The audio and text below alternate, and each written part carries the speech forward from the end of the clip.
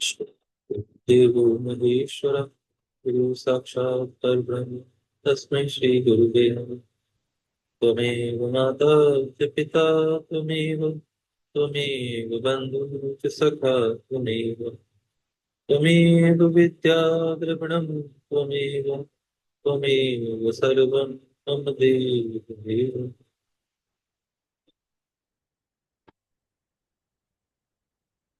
यहाँ से 21वां अध्याय प्रारंभ होता है। इस अध्याय में कामदेव के भस्म हो जाने पर देवी पार्वती का अपने घर आगमन, हिमवान तथा मेना द्वारा उन्हें धैर्य प्रदान करना, नारद जी के द्वारा देवी पार्वती को पंचाक्षर मंत्र का उपदेश करने का वर्णन किया गया है। नारद जी बोले, हे विधे, हे तात, हे महाप्राज्ञ, हे विष्णु शिष्य, हे त्रिलोक कर्ता, आपने महात्मा शंकर की यह विलक्षण कथा सुनाई। भगवान शिव के तृतीय नेत्र की अग्नि से कामदेव के भस्म हो जाने पर और पुनः उस अग्नि के समुद्र में प्रवेश कर जाने पर फिर क्या हुआ? तदनंतर हिमालय पुत्री देवी पार्वती ने क्या किया और वे अपनी दोनों सखियों के साथ कहाँ गई? हे दयानिधे, अब आप इसे बताइए। ब्रह्मा जी बोले, हे तात, हे महाप्राज्य, अब आप महान लीला करने वाले मेरे स्वामी चंद्रशेखर के चरित्र को आदर पूर्वक सुनिए। भगवान शंकर के नेत्र से उत्पन्न हुई अग्नि ने जब कामदेव को जला दिया, तब महान अद्भुत महाशब्द प्रकट हुआ, जिससे आकाश पूर्ण रूप से गूंज उठा। उस महान शब्द के साथ ही कामदेव को दग्ध हुआ देखकर भयभीत और व्याकुल हुई देवी पार्वती अपनी दोनों सखियों के साथ अपने घर चली गई। उस शब्द से परिवार सहित हिमवान भी बड़े आश्चर्य में पड़ गए और वहां गई हुई अपनी पुत्री को स्मरण करके उन्हें बड़ा क्लेश हुआ। इतने में ही पार्वती भी वहां आ गई। वे शंभू से विरह से रो रही थी। अपनी पुत्री को अत्यंत विहल देखकर शैलराज हिमवान को बड़ा शोक हुआ और वे शीघ्र ही उनके पास पहुंचे। वे हाथ से उनकी दोनों आंखों को पोंछकर बोले, हे शिवे, डरो मत, रो मत, ऐसा कहकर उन्हें पकड़ लिया। इसके बाद पर्वतराज हिमवान ने अत्यंत विहल हुई पुत्री पार्वती को शीघ्र ही अपने पास बिठा लिया और वे उन्हें सांत्वना देते हुए अपने घर ले गए। कामदेव का दाह करके महादेव जी के अंतर ध्यान हो जाने पर उनकी विरह से पार्वती अत्यंत व्याकुल हो गई और उन्हें कहीं भी शांति नहीं मिल रही थी। पिता के घर जाकर जब वे अपनी माता से मिली, उस समय देवी पार्वती ने अपना नया जन्म हुआ माना। वे अपने रूप की निंदा करने लगी और कहने लगी कि हाय, मैं मारी गई। सखियों के समझाने पर भी वे गिरिराज कुमारी कुछ समझ नहीं पाती थी। वे सोते जागते खाते पीते नहाते धोते चलते फिरते और सखियों के बीच में बैठते समय किंचन मात्र भी सुख का अनुभव नहीं करती थी। मेरे स्वरूप, जन्म तथा कर्म को धिक्कार है, ऐसा कहती हुई वे सदा महादेव जी की प्रत्येक चेष्टा का चिंतन करती रहती थी।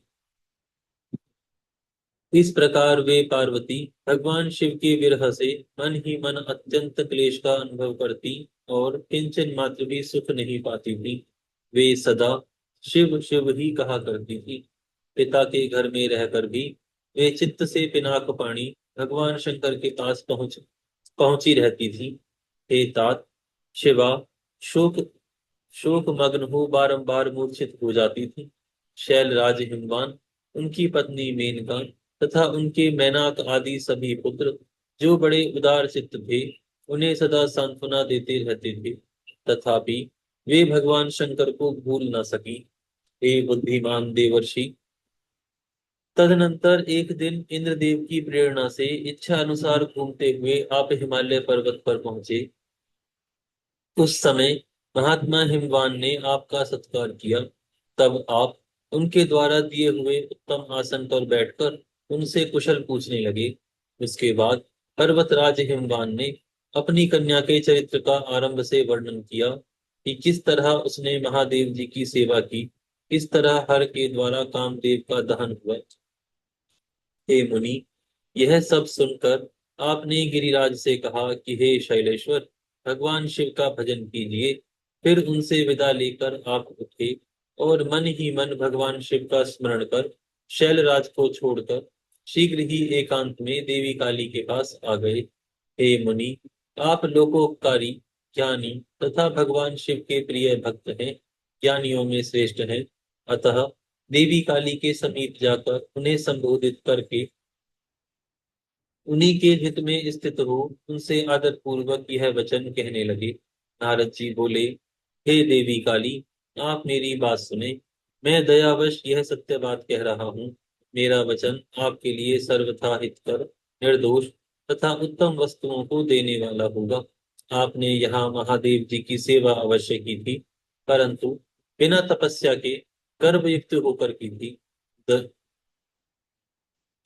तीनों पर अनुग्रह करने वाले भगवान शिव ने आपके उसी गर्व को नष्ट किया है।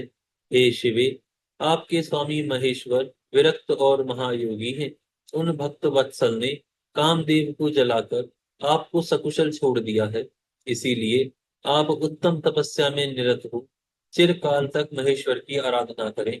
तपस्या के द्वारा संस्कार युक्त हो जाने पर रुद्रदेव आपको अपनी भार्या अवश्य बनाएंगे और आप भी कभी उन कल्याणकारी शंभू का परित्याग नहीं करेंगी। हे देवी, आप हठ पूर्वक भगवान शिव के अतिरिक्त किसी दूसरे को पति रूप में स्वीकार नहीं करेंगी। ब्रह्मा जी बोले, हे मुनि, आपकी यह बात सुनकर गिरिराज कुमारी काली कुछ उत्साह लेती हुई हाथ जोड़कर आपसे प्रसन्नता पूर्वक कहने लगी। शिवा बोली, हे सर्वज्ञ, जगत का उपकार करने वाले हे प्रभु, हे मुनि, रुद्रदेव की आराधना के लिए मुझे किसी मंत्र का उपदेश कीजिए, क्योंकि सदगुरु के बिना किसी की कोई भी क्रिया सिद्ध नहीं होती, ऐसा मैंने सुन रखा है और यही सनातन श्रुति है। आज यहाँ विराम करते हैं, फिर कल से प्रारंभ करेंगे।